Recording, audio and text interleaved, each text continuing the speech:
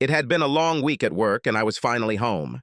As I walked in, I heard my wife talking on the phone. When I walked in from the garage, I saw her sitting at the island in our kitchen drinking a glass of wine. I grabbed a glass and poured myself a glass.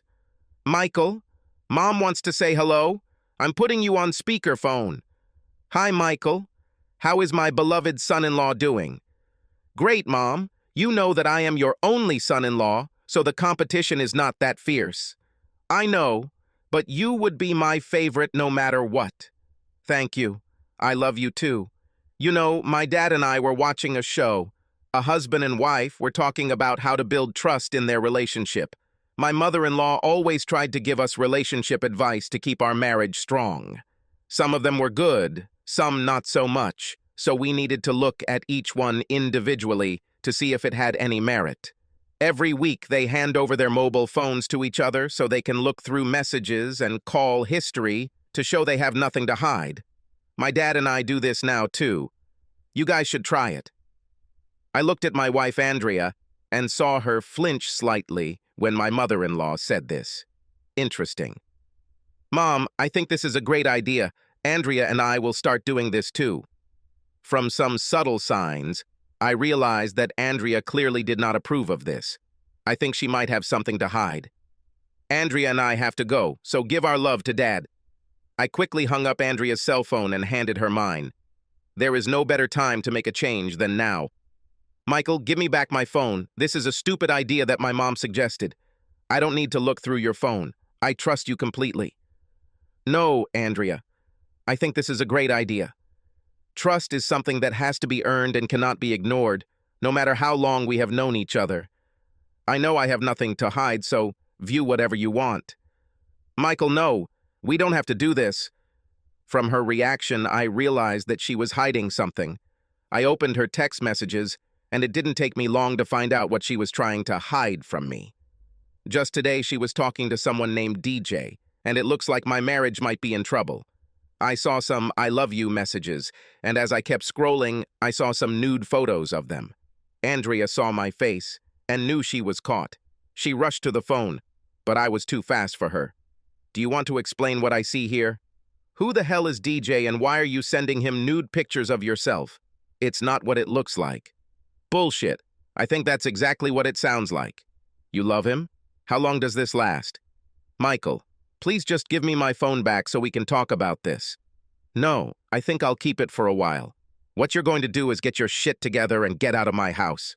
I would suggest packing as if you were going on a long trip because you may need extra clothes."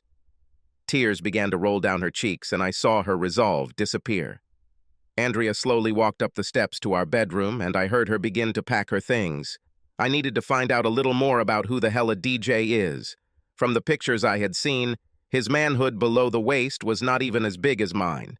He wasn't in better shape than me, so there had to be something else I was missing as to why my wife cheated on me.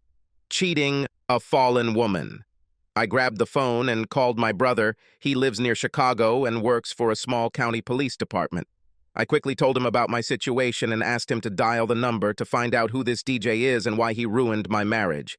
He replied that the number belonged to David James. He was also able to find out the home phone number. I didn't need any further information at this point, but I told him I'd be in touch. I heard Andrea coming down the steps. While I was on the phone, I did two more things besides calling my brother. First, I ordered an Uber from her account on her phone. I then gave her dog some constipation medicine that the vet had given the dog after Andrea took her to surgery for stomach problems. I didn't really like this dog, especially since she didn't have much of a dog in her, since she'll only weigh at about 5 pounds, but barked constantly. "Michael, can I pick up my phone?" "I'll go to my mom's house, but we need to talk about this." "Andrea, what's in your bag, your dog, and what's in your purse right now are the only things you're going to walk out of here with. You won't get your phone, and you won't get the car you made me buy for you. This car is in my name, and I'm paying for your phone, so take your shit and leave. Uber will be here to pick you up in 5 minutes, and the medicine for her dog should take effect about 10 minutes after that. This car ride should be interesting. Serves this cheating bitch right." Andrea grabbed her things and waited by the side of the road when a car pulled up. She turned around one last time and waved to me as I stood by the window. I gave her the middle finger when she got into the car. Armed with DJ's home phone number, I decided to call him in hopes that someone other than himself would answer. A woman's voice answered the phone, which I was very glad to hear. Hello? Does James live here? Yes. Who is it? My name is Michael Foster. I think I may have some information for you. Are you married to David James? Yes, this is my husband. Why this call? Just this evening, I came across several text messages between David and my wife, Andrea. They were very sexual in nature, and I thought you might want to know about them, too. Interesting story. My mother-in-law suggested that we exchange cell numbers every week to maintain trust in our marriage. I decided to do this tonight and discovered a connection between our two spouses. I'd be happy to share, but you might also be interested in exchanging numbers with David. What a bastard! This is the second time he has done this to me. I didn't catch your name, but I just received a new message from David while we were talking on the phone. He doesn't know that I have my wife's phone number. Looks like he wants to meet tomorrow instead of playing golf. His ass is my ass. I appreciate your call. I need to kick my husband out. I gave her my number in case she needed to contact me, and we hung up. My next goal is to contact a lawyer and get a divorce from this bitch. The house was mine before the wedding. We didn't have children, so it's only about money. I'll gladly pay some money to get rid of it.